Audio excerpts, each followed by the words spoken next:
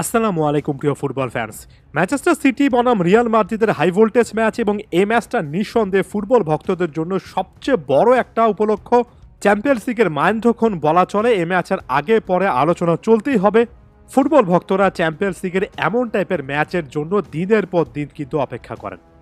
Real মাদ্রিদের মাঠে খেলা রিয়াল মাদ্রিদের জন্য জয় পাওয়াটা গত বছরের কনটেক্সট থেকে চিন্তা করলে অনেক বেশি করে গুরুত্বপূর্ণ। আগে আলোচনা করেছি।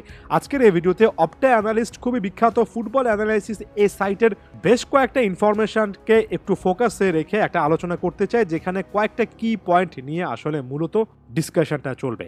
আমরা যদি একটা প্রেডিক্টেড লাইন আপ ধরে নিই, আমরা এভাবে যদি ম্যানচেস্টার সিটির কথা চিন্তা করি, তাহলে ম্যানচেস্টার সিটির জন্য আমার কাছে মনে হয় খুবই ক্রুশাল একটা ফ্যাক্টর এখানে হতে যাচ্ছে যে রাইট ব্যাক পজিশনে কিন্তু কাইল ওয়াকার সম্ভবত থাকছে না ইনজুরি সংক্রান্ত ইস্যুর কারণে, এবং কাইল ওয়াকারকে না খেলিয়ে রিকো লুইসের মতো একজন মেকশিফট রাইট ব্যাক যদি শেষ পর্যন্ত পেপ গার্দিওলা ইউজ করেন, ওই সাইডে কিন্তু ভিনিসিয়াস জুনিয়র আছেন। এর আগের এনকাউন্টারে ভিনিসিয়াস জুনিয়রকে কাইল ওয়াকার অনেকবারই আটকাতে পেরেছিলেন। এবার ম্যানচেস্টার সিটির রাইট ব্যাক পজিশনে যে প্লেয়ারটা থাকবেন তার সঙ্গে ভিনিসিয়াস জুনিয়রের একটা মারাত্মক এনকাউন্টার আশা করছি। খুবই ক্রুশাল একটা পয়েন্ট হতে পারে ম্যানচেস্টার সিটির পয়েন্ট অফ ভিউ থেকে। অবশ্যই এখানে Kevin De Bruyne, Bernardo Silva, Erling Haaland এই টাইপের অ্যাটাকিং মিডফিল্ডার বা সেন্টার ফরওয়ার্ড যে কোনো মোমেন্টে তুরুপের তাস হতে পারে। তবে নিঃসন্দেহে বলা যায় যে মিডফিল্ডে বল ক্যারি করার যে ব্যাপারটা এবং প্রতিপক্ষের ডিফেন্স লাইন ভাঙার জন্য যে লাইন ব্রেকিং পাসগুলো জেনারেট করার কথা, সেটা কিন্তু আসলে রদ্রি প্রোভাইড করেন। এখানে অপটা অ্যানালিস্টের একটা অ্যানালাইসিস দেখুন, রদ্রি 2023-24 চ্যাম্পিয়ন্স লিগে আসলে কি পরিমাণ বল ফাইনাল থার্ডে ডেলিভার করছেন। এই অ্যারোগুলো বা তীরগুলোর ঘনত্ব আপনি সেন্টার অ্যাটাকিং মিডফিল্ডে একটু বেশি পাবেন। অনেকটাই ভিন্ন একটা রোলে পেপ গার্দিওলা কিন্তু রদ্রিকে খেলাচ্ছেন পুরো সিজন জুড়ে, যে জিনিসটা এর আগে অনেকবার আলোচনা করছি।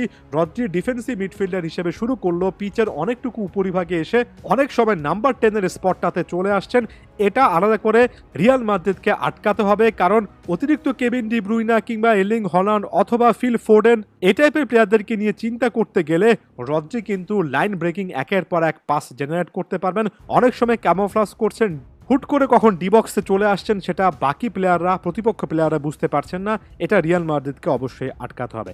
এবার যদি আমি রিয়াল মাদ্রিদের ভিউ পয়েন্ট থেকে চিন্তা করি, রিয়াল মাদ্রিদের কাছে এবার গত সিজনের তুলনায় একটা অ্যাডভান্টেজ আছে, এবং ক্লিয়ারলি সেই অ্যাডভান্টেজটাই কিন্তু ডিফাইনিং মোমেন্ট হতে পারে। অ্যাডভান্টেজটার নাম জুড বেলিংহাম।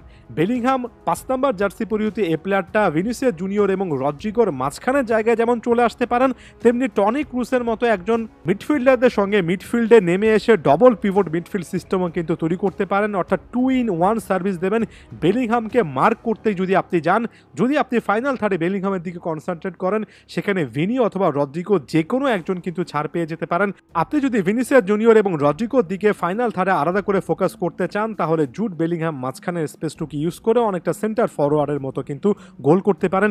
এটা রিয়াল মাদ্রিদের জন্য একটা অ্যাডভান্টেজ হতে পারে, এবং পেপ গার্দিওলার অবশ্যই কোনো একটা স্ট্র্যাটেজি থাকতে হবে যাতে করে মিডফিল্ডে একজন টনি ক্রুসের পাশাপাশি একজন জুড বেলিংহামের ইম্প্যাক্টটাও যতটা সম্ভব মিনিমাল রাখা যায়।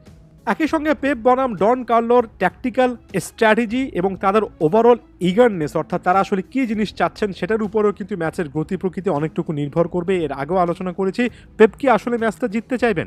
গত সিজনে ফার্স্ট লেগে কিন্তু সেই জেতার চেষ্টাটা খুব একটা বেশি দেখিনি। স্কোর লাইনটা 1-1 গোলে ড্র ছিল, সেটাতেই হ্যাপি ছিলেন।